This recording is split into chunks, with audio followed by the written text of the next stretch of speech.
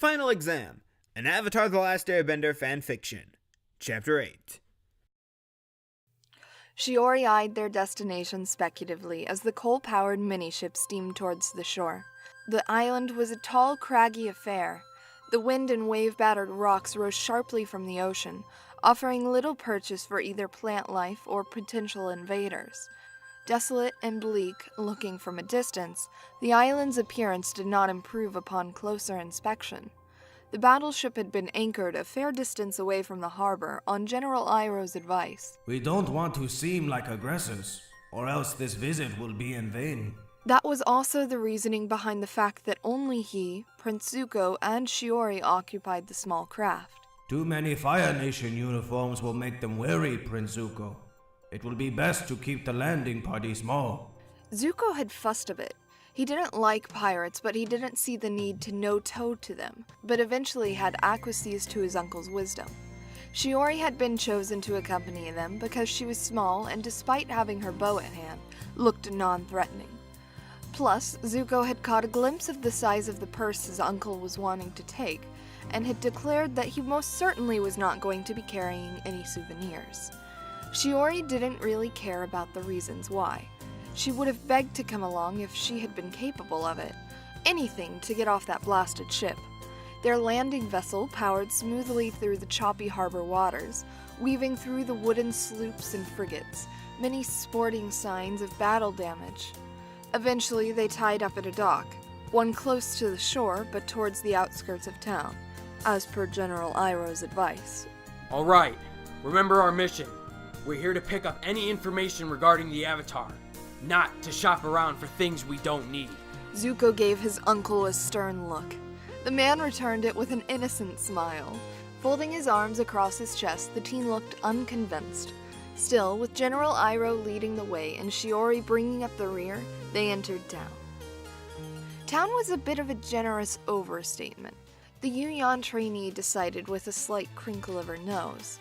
The buildings in various state of disrepair were built haphazardly, sort of clumped here and there, without any noticeable rhyme or reason behind their layout.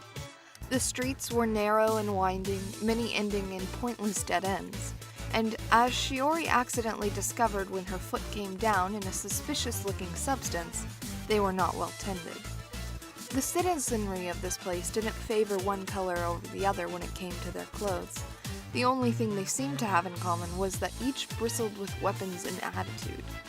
Several curled their lips in sneers as Iroh and Zuko in their prominent Fire Nation uniforms passed. Shiori, who wore the trainee colors of brown and tan and also sported a weapon of her own, was spared the outright hostility. Where do we even start? Before Iroh could answer, a muffled roar came from the building to their left, followed by several dull thuds. A pair of fighters came tumbling out of the open doorway, falling over themselves as they flailed about with their fists, several onlookers spilling out of the establishment to egg them on. The combatants, clearly drunk, exchanged a few more ineffective punches until one got a lucky blow that sent his opponent crashing to the dirt. Cheers and groans echoed down the narrow street as the victor made his uneven way back into the bar.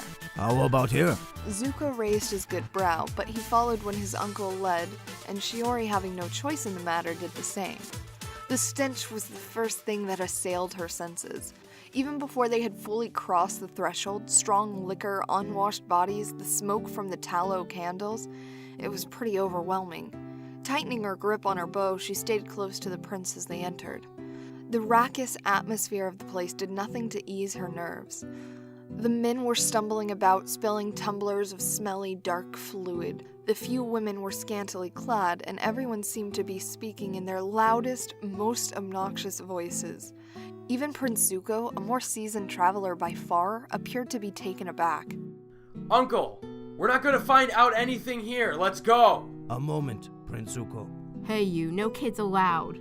A large woman with rat's nest hair and clothes that clung to her ample curves strode towards their little group, parting the crowd as effectively as Zuko's ship parted water. She forcibly pushed an adle-minded customer out of her way as she approached, her face grim. She towered over all three of them, placing her hands on her hips as she sized them up. No kids. Of course. But may I just say that your beauty is comparable to that of the rare panda lily, a flower that thrives only in the most adverse of conditions. Shock caused Shiori's mouth and eyebrows to go in completely opposite directions. What was Iroh thinking? She took a quick sideways glance at Zuko. His patch of scar tissue hindered any facial mobility, but his lips formed a thin line and his cheeks were sucked in as if he had accidentally swallowed something sour. The beauty blinked down at the still smiling general. Then she coughed and slapped the meaty hand down on Iroh's back. You've got balls, Fire Nation, I'll give you that. Welcome to the Talon. The kids still have to leave, though. Corrupting minors and skipping out on your bill are about the only things we don't tolerate here. Iroh gave the matron a slight bow. Of course. They were just leaving. He turned to Zuko before the teen could utter a protest. Why don't you explore the rest of the town? We'll meet back at the ship in a couple of hours, okay? Remember, my nephew, many hands make light work.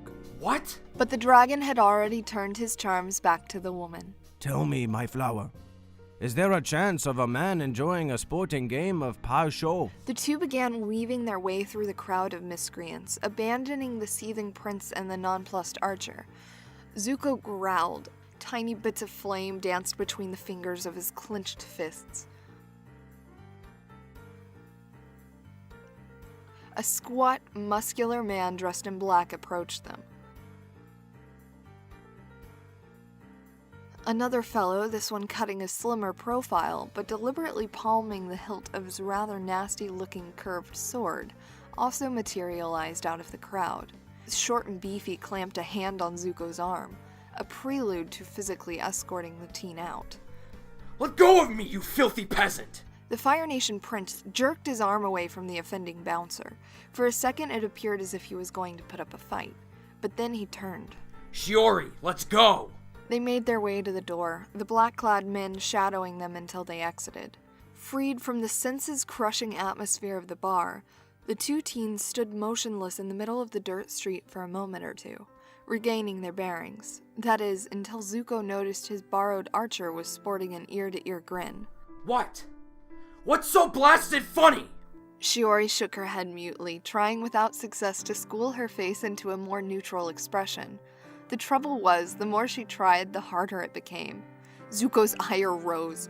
How typical of a natural genius to find humor in his setbacks. I order you to tell me this instant what you find so amusing about the situation. The flame was back, this time emerging in a shallow arc that followed the empathetic gesture he had made towards the bar, before flickering out of midair. The archer sobered immediately, once again watching his hands warily for any more displays of power. Satisfied with the result, but not the ongoing silence, Zuko crossed his arms in front of his chest, drawing the girl's attention back to where it belonged. Well? Shiori pursed her lips, unsure of how much to tell Zuko. The training program on Sumatra Island wasn't secret per se, but it was run by Yu Yan for Yu Yan, without military oversight. Oh, a fire sage stopped by every now and then, but they reported directly to the Fire Lord and to no one else. Shiori decided the simplest answer was the best answer. Your uncle. That line. Oh. Yeah. He does that from time to time. Zuko brought his hand up to his chin in a thinking pose, a position that mimicked the one that Iroh occasionally adopted. When he said many hands make light work, I suppose he meant we should split up to make this easier.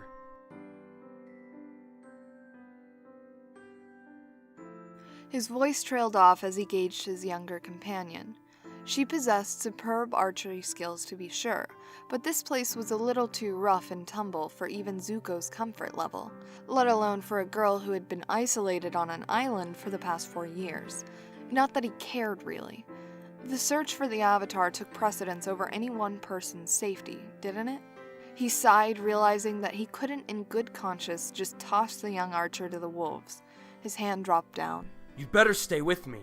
If you hear anything about the Avatar, alert me right away. Don't make me ask you later. The girl gave him a curt nod and fell into step behind him as he led the way back towards the harbor.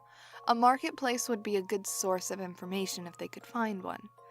Shiori waited until Zuko, a few steps ahead of her, appeared engrossed with a thought, before she stuck out her tongue at his back.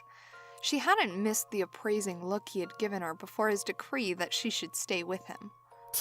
What a typical Bender attitude of superiority. If you're not born with power, no matter how much training you do, you're still inferior. Jerk. Zuko's unwelcome misjudgment of her capabilities made Shiori glad that she hadn't told him the whole story behind her grin. Her second year on Symmetra Island had put her under the supervision of 2 Yu-Yan instructors, Master Sen, a 20-something archer blinded in one eye due to an earthbender attack, and Master Yukinon, a no-nonsense, middle-aged woman. Early on in the year, they had split the boys from the girls for the lessons and the facts of life. Shiori had no idea what transpired in the boys' lesson. Hers had been an eye-opening, blush-inducing, straightforward introduction to human reproduction, and why, as trainees, they were strictly forbidden from engaging in any activity of the sort.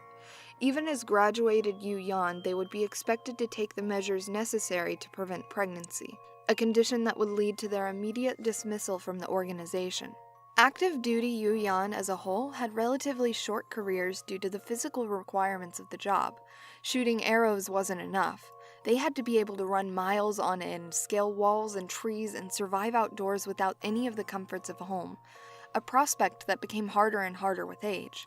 Therefore, Yukinon had informed them that they would have plenty of time to make babies after their service to the Fire Lord was done. Thinking of the talk even now brought a flush of embarrassment to Shiori's cheeks. Back then, boys had just started to lose their ick factor and become interesting, distractions as Yukinon had declared them. And since Yu-Yan trainees couldn't afford to let their focus wander, any girl suspected of pondering non-archery related subjects would be assigned a punishment. Push-ups or pull-ups to be exact, and they would always have to work harder than the boys to maintain their upper body strength. So said Yukinon. It quickly became obvious that Master Sen had given the boys a similar rule, except their punishments involved doing sit-ups or running laps. The second-year instructors were so quick to pounce on any signs of distraction, opposite sex-related or not, that it wasn't uncommon at any given time for over 6 trainees to be engaged in some sort of punitive activity. By the end of the second year, the surviving candidates had no use for each other at all. Yukinon had been very strict, but Shiori couldn't help but remember the graying woman with a certain sort of fondness. The unflappable teacher would have no problem instructing Iroh to drop and give me 50, hero of the Fire Nation or not. Shiori felt her impertinent grin returning. This time, without Zuko's scrutiny to make things worse, it quickly vanished. Besides, she found herself liking Iroh. He reminded her of Headmaster Zorn, in a way. Zuko was the one she'd really like to see run laps. Throwing his fire about the way he did reminded her all too vividly of the bullies back home. Ooh, look at me! I can make fire out of thin air! Unfortunately, it was obvious that the prince was unimpressed with her so far. A situation that required rectifying if she wanted to move on. Unnecessary distractions. She cleared her head and focused on the task at hand as they rounded a blind corner and continued their search for the marketplace. Final Exam was written by Magnusrae. Avatar: The Last Airbender is owned by Nickelodeon, Michael Dante DiMartino, and Brian Konietzko. The narrator for this story is Samantha White. The voice of Iroh is Jake Mate. The voice of Zuko is DCODE. The voice of the Matron is Makeya Royer. The voice of Shiori is Drew Hill. Additional voices were provided by Genndy Oda C.O.G. Thank you for listening, and we'll see you next week.